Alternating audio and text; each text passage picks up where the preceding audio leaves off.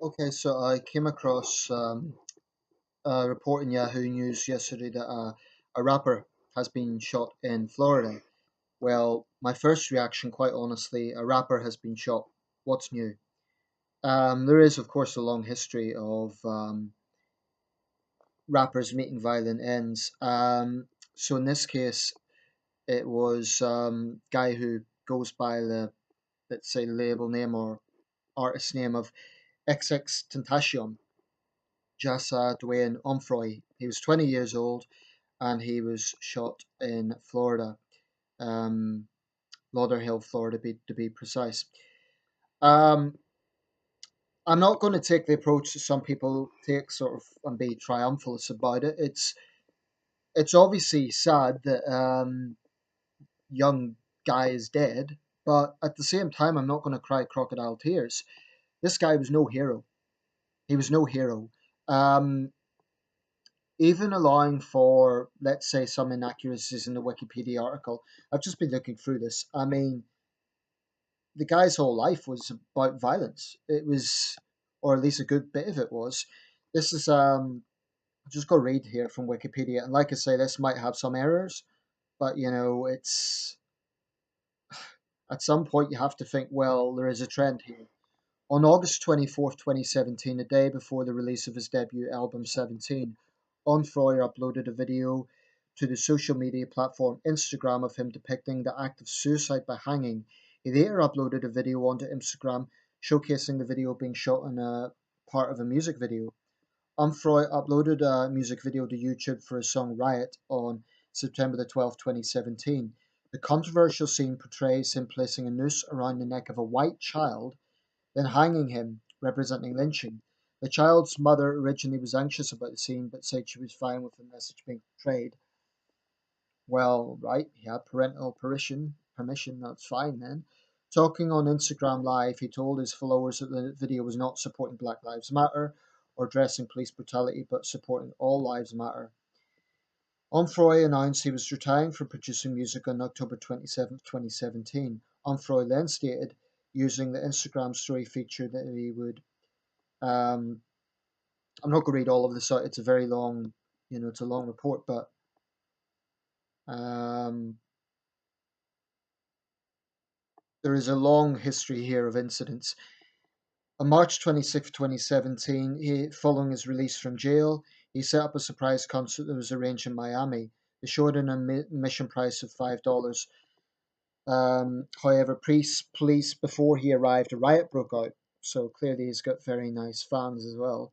Rapper and a member of Umfroy's members only collective with his funeral was assaulted on the first show in Revenge during Houston on May the 31st, 2017. During a concert in San Diego in June 2017, a physical altercation occurred, which led to Umfroy being knocked unconscious and an audience member being stabbed, though the injury was non-life threatening. Um, Umfroy punched an audience member during a concert at the complex in Salt Lake City on June 18th, 2017. He was scheduled to perform at Concord Music Hall in Chicago on June 21st, 2017. The concert was cancelled at the last minute, which led to hundreds of fans flooding into the street and nearly inciting a riot. Um, and legal issues. I haven't even started on the legal issues. In 2014, Onfroy was sent to a youth detention centre for a year on gun possession charges. According to him, during his time in detention, the district attorney was attempting to try the artist as an adult for gun possession charges, which, according to him, would have had a sentence of 5 to 10 years in prison. In July 2016, he was arrested and charged with robbery and assault with a deadly weapon. According to the arrest report, Umfroy entered the home of Che Thomas with three other people, armed with a firearm. After pistol whipping Thomas 3 times, Umfroy escaped the home with an iPad, an iPhone, a Sony PlayStation Portable, and $20. Umfroy was arrested in Orlando originally until he was transferred to Orange County. After posting the bail of $10,000 in October of the same year while awaiting trial, the rapper was arrested again later that month on charges of false imprisonment, witness tampering, and aggravated battery of a pregnant victim. On March 26, 2017, Onfroy was released from jail on bail while facing charges of robbery and assault with a deadly weapon.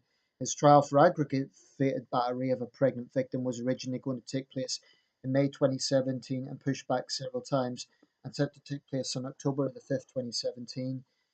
On September the 8th, 2017, Pitchfork leaked the victim testimony of Geneva Ayala, the victim in Omfroy's aggravated battery case. The trial was delayed again with a date of December 11th, 2017 announced. Controversy arose once again. Apparently, he wanted to donate money to domestic violence prevention programs. So whether that was a bid to clean up his image, I don't know. Um, The victim in the case also declined to testify in court. In reaction, the prosecution moved to split the case in two, with witness tampering charges filed against Umfroy and a new trial date announced. And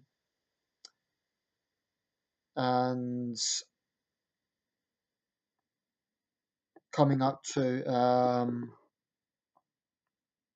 it was confirmed on December 20th, 2017, that Umfroy was being released on house arrest. He was released from house arrest on March 21st, 2018.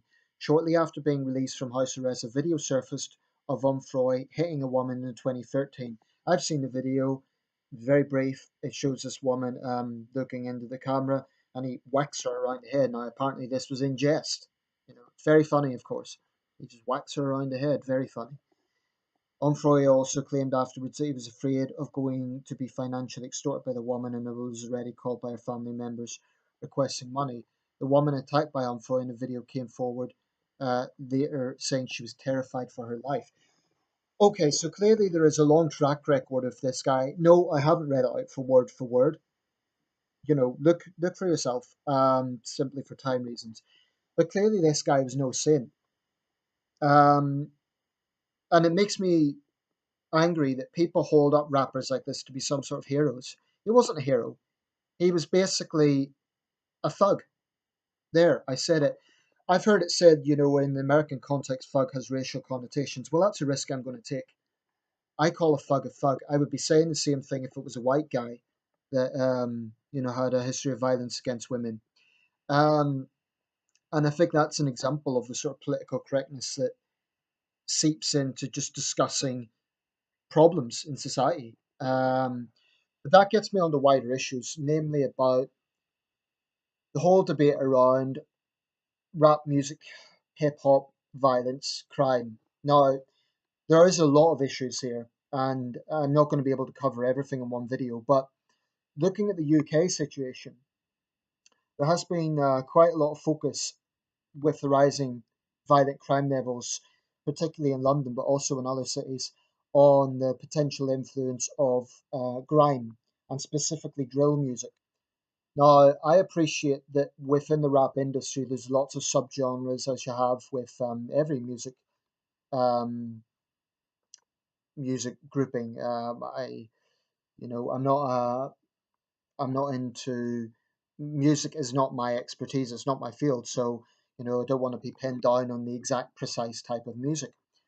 But it is very clear that there is an expressed glorification of violence within the rap, R&B, hip hop industry. And I think anyone who says there isn't is lying. Now, the most common argument is it's just expression. It's just an expression of the reality that young African Americans, that young Black Britons face every day. Then it gets into the debate about censorship and free speech, etc. Now, I want to be very clear here. Do I believe that music causes violence in itself? No, I don't. And I don't think anybody is arguing that music in itself causes violence. Earlier this year in the UK, a judge ruled that 5 young drill artists, I don't know whether it was London or Birmingham, but they were banned from uploading videos. But the argument about free speech strikes me as astonishingly naive when you start to look at the context of this. The simple fact of the matter is drill music is used specifically by gangs to promote postcode violence. In London in particular, but also in Birmingham and Manchester, Nottingham. And I see it's toxic. I see absolutely nothing positive about this. I've seen some of the videos. All it is braggadocious thuggish glorification of violence. Now, people say, "Oh well, do you ban violent films? Do you?" And I've heard, when the racial issue is brought up, they say, "Well, how about death metal music?" Here's the difference. Generally speaking, death metal artists are not going around stabbing each other to death. Actually, in the 1990s, Norway did take action against death metal music because there was a series of infamous church burnings. So I think this attempt to turn it into, oh, well, it's a racist thing because it's what young black people listen to, that's going to get in the way of anything, of this being really dealt with. Of course, the music doesn't cause violence in itself, but I think it is incredibly dishonest to say, oh, it's just an expression of everyday life. When these videos are specifically, these aren't diaries of life, on the streets. These are encouraging that culture. They are specifically saying, I'm not going to even attempt to get into what all the jargon means, but you don't have to be you don't have to know this industry inside out to see clearly what these videos are expressing. Just type in any drill video and it's all about shooting up or stabbing rival gang members in a different London borough. That is what it is about, and I defy anyone to say otherwise. So the idea that it's harmless, if you want to go down the line of, let's say, free speech absolutism, because that's what it is, then do we allow ISIS videos? Because hey, that's just free speech. Do you allow jihadist videos? Some of them have horrible violent scenes of decapitation. Some of them don't. Some of them are just expressions of terrorism. Now, in my view, they should be rightly taken down. I argue the same thing should be done with drill videos. I'm not calling for all rap, R&B music to be taken down. That would be a step too far. And my own views on rap, I think some of it is my issue is not so much with the music itself, the beats, the actual sound. Some rap I quite like. I find it can get the adrenaline going. So I'd be a hypocrite if I said I was against all rap. But like I say, it's a big, rap's been around for 39 years. It's arguably made its origins can be traced to Brooklyn, 1979. So that 39 years, of course, is a big, it's a very wide spectrum, and you're going to have a lot of subcategories. I've heard rap that I like, that I find very motivating, very, I've heard political rap, I've heard things that is quite intelligent. So I'm not going to just dismiss rap outright. But this braggadocious type of, let's say, subcategories, drill music, whatever you want to call it, it's toxic. And I hate it, to be quite honest, because I see it doing nothing for society. People say it's a cry for help. Oh yeah, like like this is going to make any difference. People say, well, tackle root causes. Sure, they need to be tackled, but I can't believe people are so naive and so dishonest to say that this music has no influence on behavior. If you look at the attitudes that people who are into this sort of music have, right? All I see is excuses. At some point, you have to say, well, where is responsibility? I'm sick and tired of this idea that, oh, well, don't blame music. We're not responsible for our actions. It's all society's fault. It's all the police's fault. It's our parents' fault. It's the government's fault. It's everyone's fault except ours. At some point, these artists need to start taking some damn responsibility. And I've heard people say, oh, but they donate money to various charities, they do this, that, the other. Well, you know what? In the 30s, Al Capone and other Chicago mobsters donated money to charity. Doesn't mean they were good guys.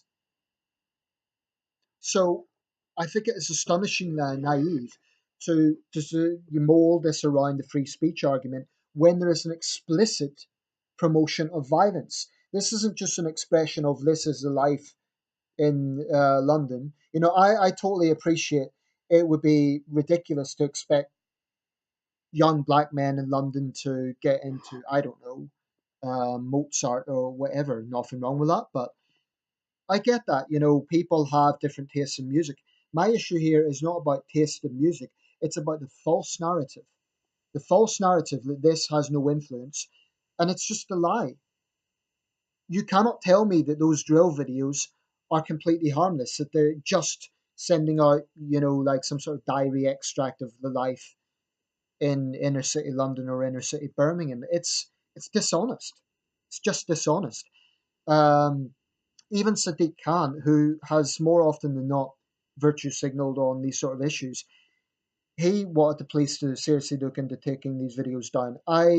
I believe drill videos should be taken down from YouTube to minimize their influence. Now, people say you take them down and make them more popular. Well, they're already extremely popular. So I find that very disturbing. The number of people who look at this lifestyle and think that, I mean, look at this guy, XXXTentacion. He's being hailed as some sort of hero. Like I say, it's unfortunate that a young man has died at 20, but you live by the sword, you die by the sword. He was promoting that world. He was endorsing that world, and now he's died from that world. At some point, there needs to be some responsibility, and there needs to be a point where they stop blaming everybody else and start taking some damn responsibility for their own attitudes to violence, i.e., not settling every single dispute by stabbing someone for disrespecting them, etc. Um, it's very depressing, and it's very. I think there's an enormous amount of dishonesty in this. Um, and I admit it makes me angry when people just try to morph it around the free speech argument. If you are a free speech absolutist, then I can literally say here and say, I name this person, person should be killed. I'm going to kill that person. But hey, you can't prosecute me because it's my free speech. And I could get some music in the background and say, oh, I'm just expressing myself. So you see, it's just astonishing naivety.